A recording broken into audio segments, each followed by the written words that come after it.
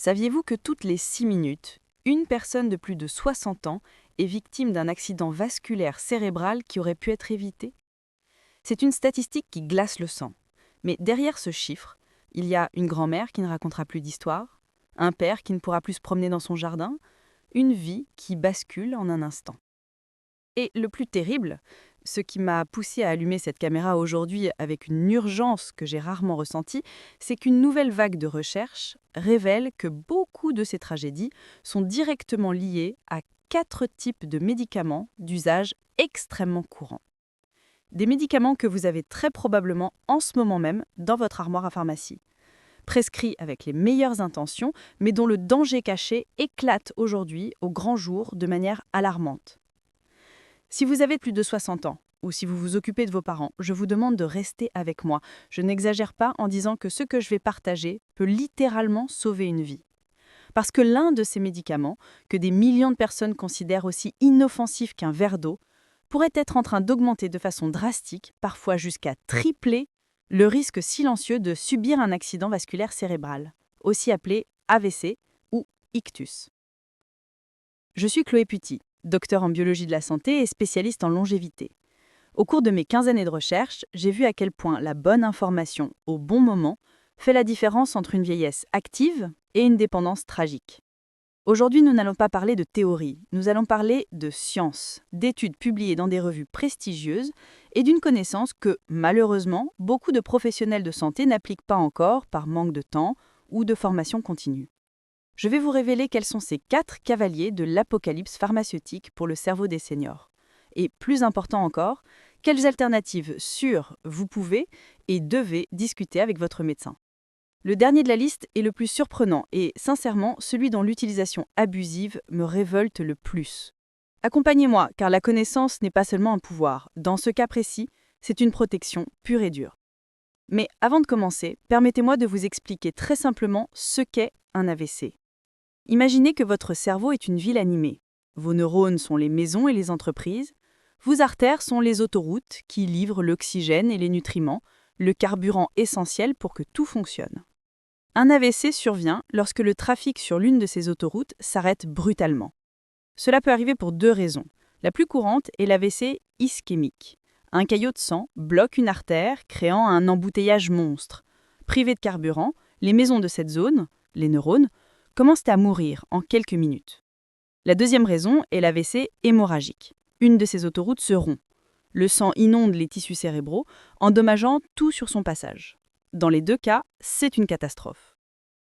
Le problème, c'est qu'en vieillissant, notre cerveau devient plus vulnérable. C'est comme un ordinateur vintage, incroyablement puissant, rempli de sagesse, mais son matériel est plus sensible.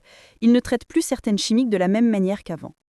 Et certains des médicaments dont nous allons parler aujourd'hui agissent comme un virus qui surcharge le système, qui court-circuite les câbles de cet ordinateur inestimable. Et le pire, c'est qu'ils le font en silence, jusqu'à ce qu'il soit trop tard. Avec cette image en tête, commençons à lever le voile. Ouvrons cette armoire à pharmacie et braquons un projecteur puissant sur les dangers qui s'y cachent.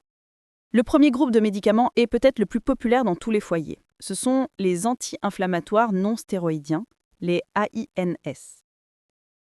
Ibuprofène, naproxène, diclofénac, ces noms vous sont familiers, n'est-ce pas? La solution rapide pour un mal de tête, un mal de dos, cette arthrite matinale qui vous tanaille. On les achète souvent sans ordonnance, on les prend presque comme des bonbons, convaincus de leur innocuité.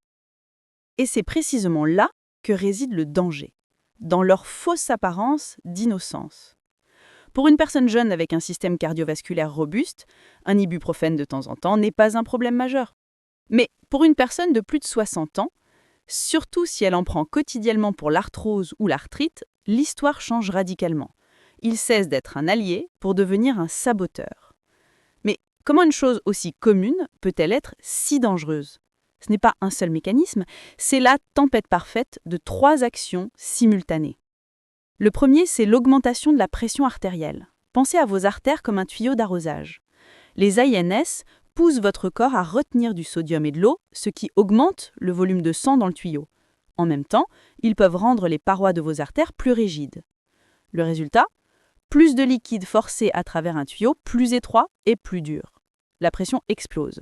et la hypertension est le facteur de risque numéro 1 pour un AVC. C'est comme forcer la tuyauterie de sa maison jour après jour. Tôt ou tard, quelque chose finit par céder. Le deuxième mécanisme est plus subtil. Il affecte vos reins et vos plaquettes. Les reins sont les maîtres filtres de votre corps. Les AINS peuvent endommager ces filtres, surtout sur des reins qui ont déjà quelques décennies de service. Des reins qui fonctionnent mal aggravent encore l'hypertension. De plus, ils altèrent l'équilibre des plaquettes, ces cellules qui forment des cailloux pour arrêter les saignements. En perturbant cet équilibre, ils peuvent ironiquement provoquer la formation de caillots là où il ne faut pas, comme dans les artères du cerveau. Et le troisième mécanisme, c'est le coup de grâce, l'athérosclérose. L'usage chronique d'AINS favorise un état d'inflammation de bas grade dans la paroi interne de vos artères. Cette inflammation agit comme du papier de verre, créant des zones rugueuses où le cholestérol adore s'accrocher et former des plaques. Un morceau de cette plaque peut se détacher, voyager jusqu'au cerveau et provoquer le désastre. Laissez-moi vous parler de Charles, 68 ans, un retraité passionné par son potager. Il souffrait d'arthrose au genou. Sa solution ? Du diclofénac. 2 comprimés par jour. Chaque jour. C'est la seule chose qui me soulage, disait-il. Il avait une tension un peu élevée, mais il n'y prêtait pas vraiment attention. Il ne savait pas que chaque comprimé jetait de l'huile sur le feu. Sa pression montait en silence, ses artères se rigidifiaient. Un matin, en arrosant ses rosiers, il a eu un vertige et a lâché le tuyau. Il ne pouvait plus lever son bras. Charles était en train de faire un AVC. Le coupable direct était un caillot, mais le terrain avait été préparé pendant des années avec chaque inoffensif comprimé. Alors que faire ? Vivre avec la douleur ? Certainement pas. La clé, c'est la stratégie. La première chose, et je le répéterai pour chaque médicament, n'arrêtez jamais un traitement de votre propre chef sans en parler à votre médecin. C'est aussi dangereux, voire plus. La solution est une conversation honnête. Posez-lui la question sans détour. Docteur, compte tenu de mon âge et de ma tension, cet AINS est-il vraiment l'option la plus sûre pour moi ? Quelle est la dose minimale efficace dont j'ai besoin et pour combien de temps ? Et il faut explorer les alternatives. Le paracétamol est souvent une première option bien plus sûre pour le système cardiovasculaire. Il existe des gels et des crèmes de diclofénac ou d'ibuprofène qui agissent localement sur la zone douloureuse, réduisant massivement le risque pour le reste du corps. Et ne sous-estimez jamais le pouvoir de la kinésithérapie, de l'exercice adapté, de l'application de chaud ou de froid. L'objectif n'est pas de masquer la douleur, mais de traiter la racine du problème de la manière la plus sûre possible. Savoir ça vous donne le pouvoir de poser les bonnes questions. Et ces questions peuvent protéger votre cerveau. Ce premier danger, aussi répandu soit-il, n'est rien comparé à l'indignation que suscite notre deuxième coupable. Nous allons maintenant parler d'un médicament dont l'utilisation abusive sur nos aînés les plus fragiles est, à mes yeux, un véritable scandale silencieux. Un médicament qui, pour calmer, peut en réalité condamner. Restez avec moi. Nous arrivons au point que j'ai qualifié de révoltant, et vous allez comprendre pourquoi. Il s'agit des antipsychotiques. Des médicaments comme la risperidone, l'olanzapine ou la quétiapine ont été développés pour traiter des troubles psychiatriques sévères comme la schizophrénie ou les troubles bipolaires. Dans ce contexte, ils sauvent des vies. Cependant, une pratique alarmante s'est répandue, leur utilisation hors indication pour gérer les troubles du comportement chez les personnes atteintes de démence, comme la maladie d'Alzheimer. Imaginez une personne avec un Alzheimer avancé. Elle peut être agitée, agressive, anxieuse, des comportements très angoissants pour elle et extrêmement difficiles à gérer pour les aidants. Dans un système de santé surchargé, la solution rapide, facile, est souvent de prescrire un antipsychotique pour calmer le patient. Mais cette solution est une roulette russe chimique. Les agences réglementaires les plus importantes du monde, comme la FDA américaine ou l'Agence européenne du médicament, ont émis leur avertissement le plus sévère possible à ce sujet. On l'appelle le Black Box Warning, l'avertissement de la boîte noire. La raison ? Chez les personnes âgées atteintes de démence, ces médicaments doublent quasiment le risque de décès, principalement par AVC. Le risque de subir un accident vasculaire cérébral peut même tripler. Je répète, tripler. Leur mécanisme de nuisance est dévastateur et multiple. Premièrement, ils provoquent une hypotension orthostatique. C'est une chute brutale de la pression artérielle quand la personne se lève. Cela cause des vertiges, des chutes, et une chute chez un senior peut signifier une fracture de la hanche et la fin de son autonomie.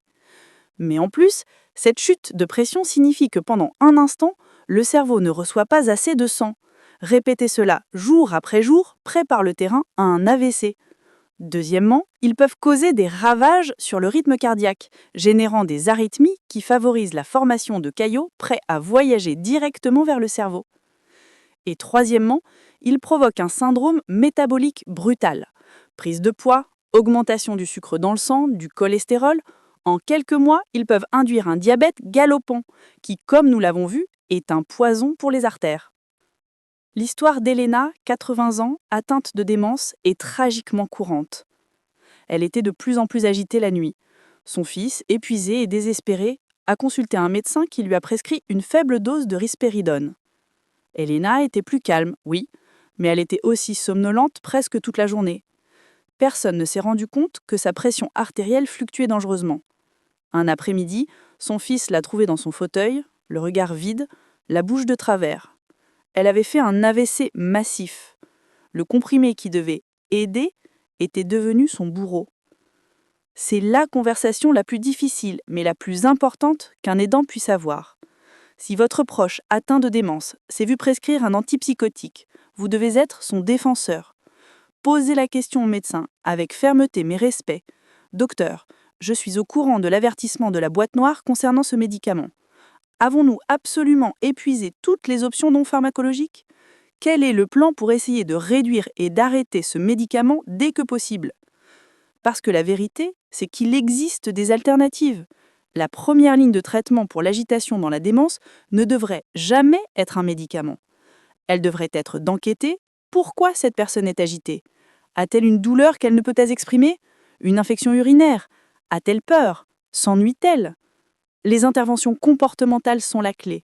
Un environnement calme, une musique qu'elle aime, simplifier les tâches, valider ses émotions plutôt que de la contredire, cela demande du temps et de la patience, bien plus que de rédiger une ordonnance, mais c'est infiniment plus sûr et plus humain. L'utilisation d'un antipsychotique chez un senior atteint de démence devrait être le dernier, l'ultime, le désespéré recours, pour un temps très limité, et seulement quand tout le reste a échoué. Jamais une solution de convenance. Le prix à payer est trop souvent un AVC dévastateur et évitable.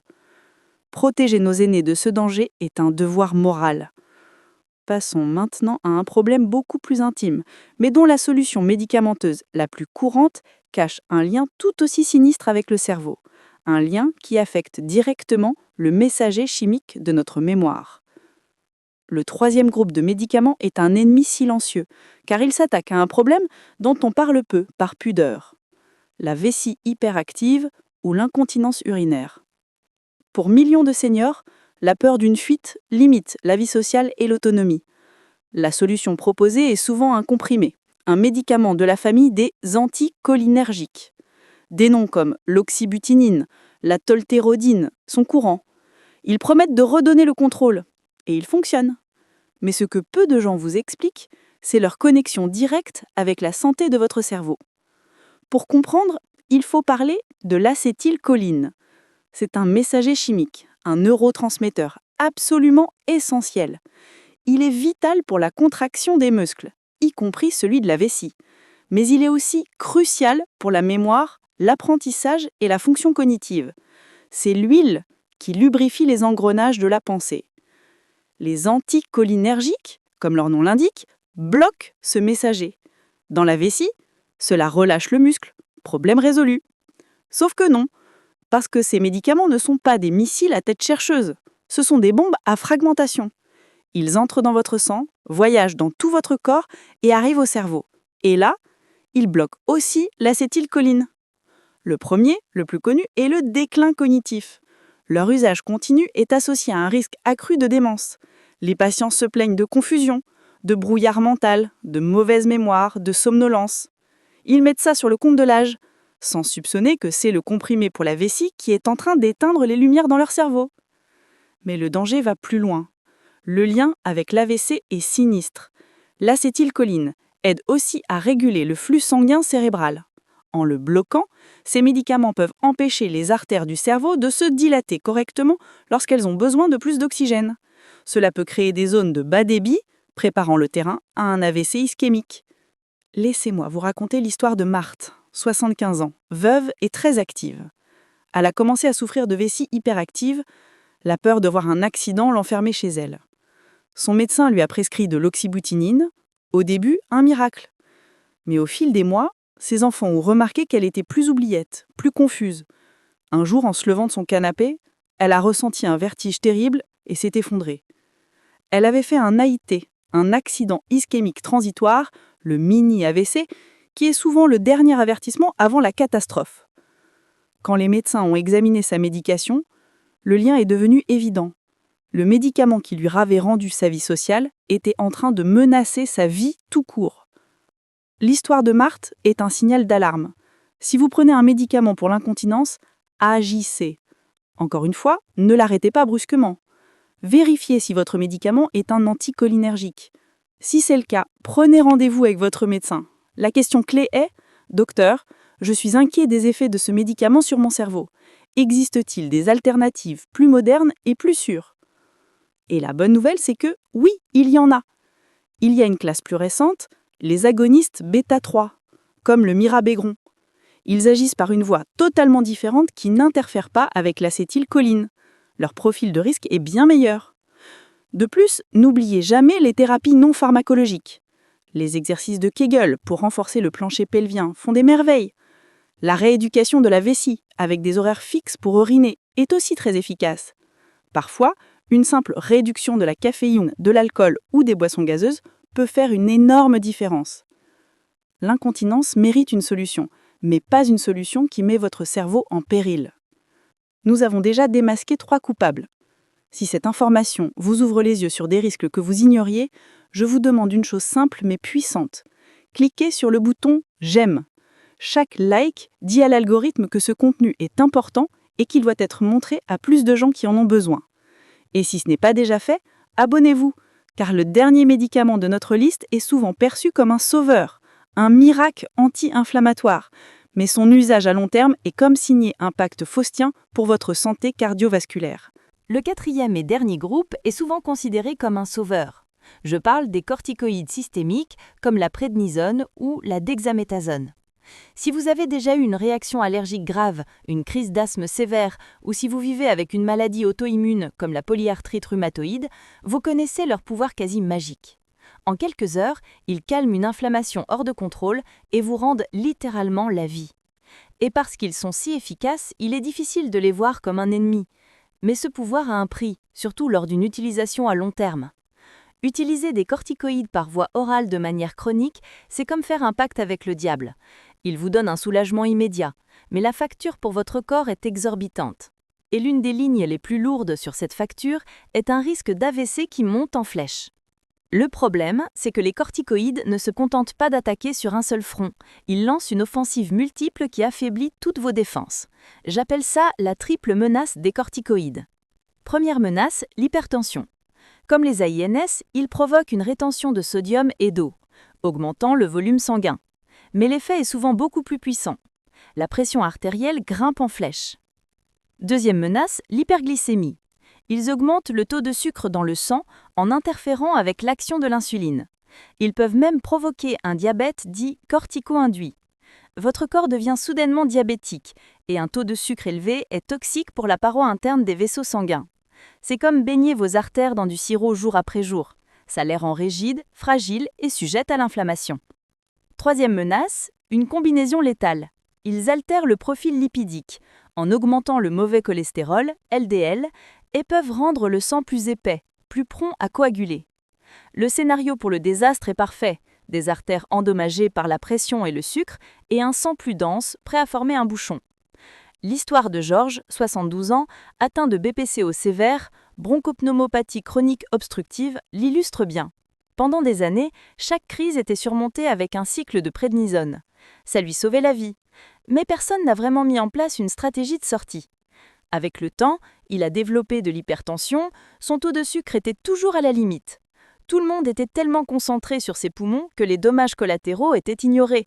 Un après-midi, en lisant son journal, les mots se sont mis à danser et un côté de son visage s'est engourdi. Il faisait un AVC. La prédnisone n'était pas la seule cause, mais elle a été l'accélérateur qui a appuyé à fond sur la pédale vers la catastrophe. Que faire avec un médicament qui est souvent indispensable? La réponse n'est pas « ne le prenez pas », c'est « utilisez-le avec une intelligence et une précaution extrême ». La conversation avec votre médecin à ce sujet doit être une des plus sérieuses que vous ayez. L'objectif est toujours la plus faible dose possible pour la durée la plus courte possible.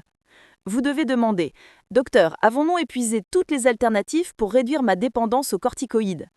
Pour l'asthme ou la BPCO, l'utilisation optimisée de corticoïdes inhalés est la clé. Pour l'arthrite, d'autres traitements de fond peuvent permettre de réduire la prédnisone.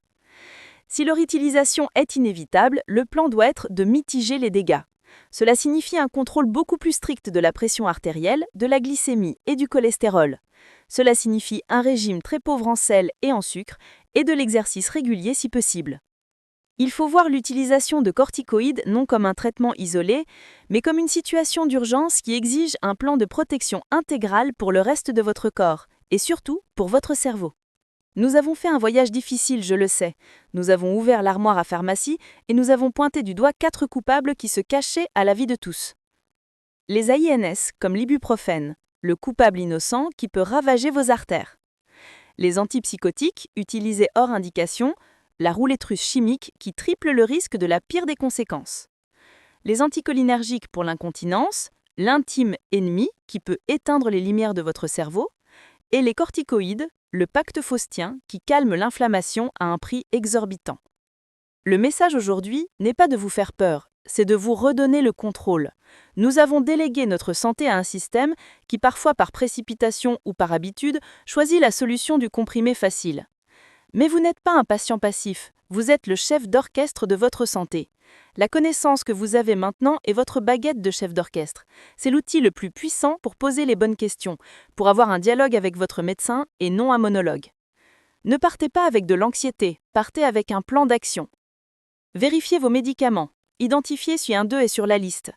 Prenez rendez-vous avec votre médecin, non pas avec la peur, mais avec l'assurance de celui qui va prendre les rênes de votre santé.